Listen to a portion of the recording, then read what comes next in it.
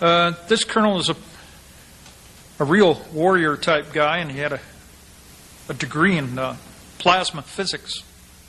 And he was also a consultant to NASA, and he was a consultant to people out at the Palos Verdes nuclear power generating station just 50 miles west of Phoenix. And there were a couple of things that he mentioned. I went up directly to him to ask whether he had ever worked in underground facilities. And I asked him this cold, and he just looked up at me and said, "Which one?" I said, "I don't know, you tell me." And he said, "Well, I used to ride the Lev." I said, "Pardon me?" I said, "What did you say, a Lev? Do you mean a mag Lev?" And he said, "Yeah, mag Lev." And then he started raving about how Clinton knew nothing about this, and Clinton wasn't a military man, and he had no need to know about what was going on underground.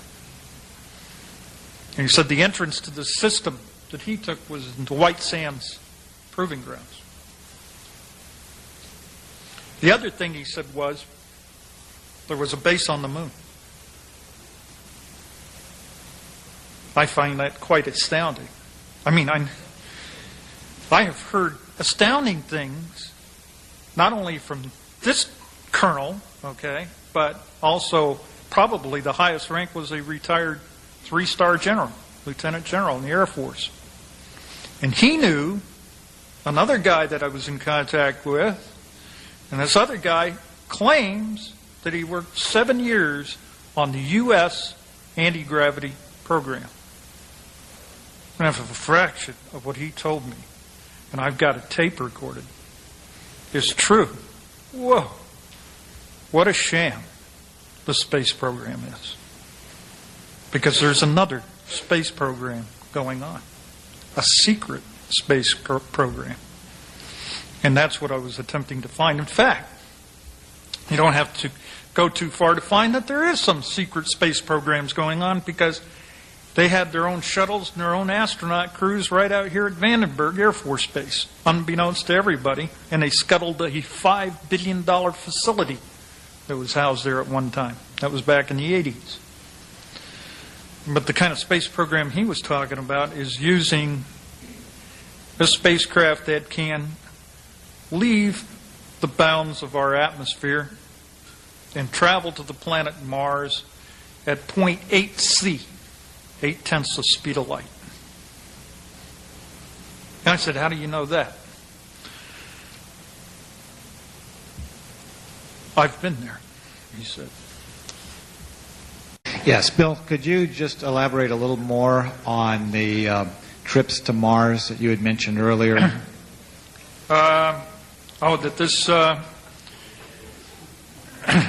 this man who told me this, by the way, verified he is an aerospace engineer.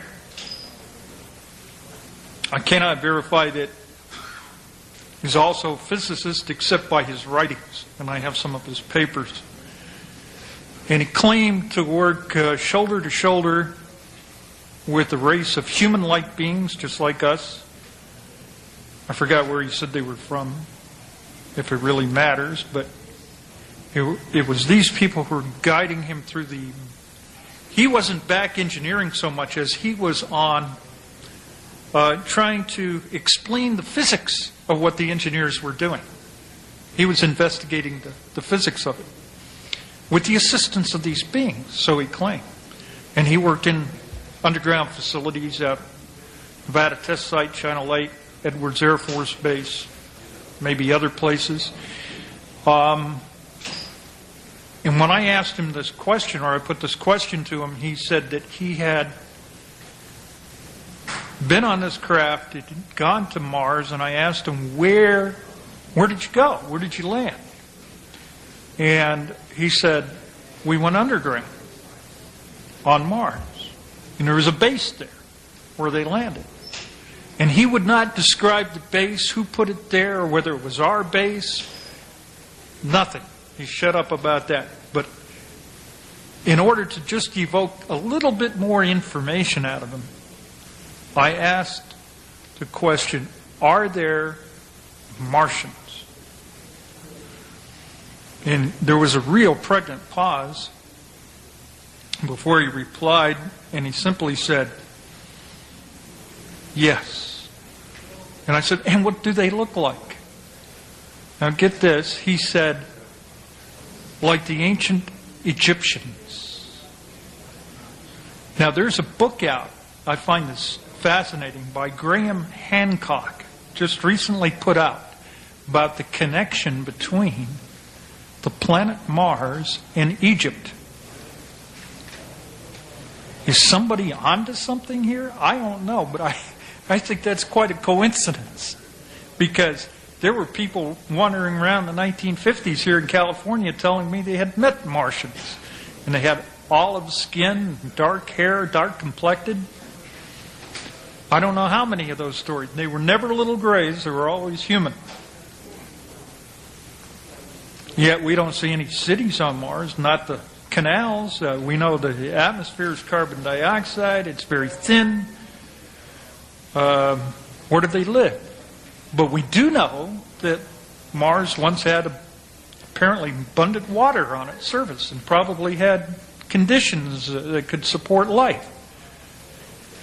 So if there are people on Mars, maybe they do live underground.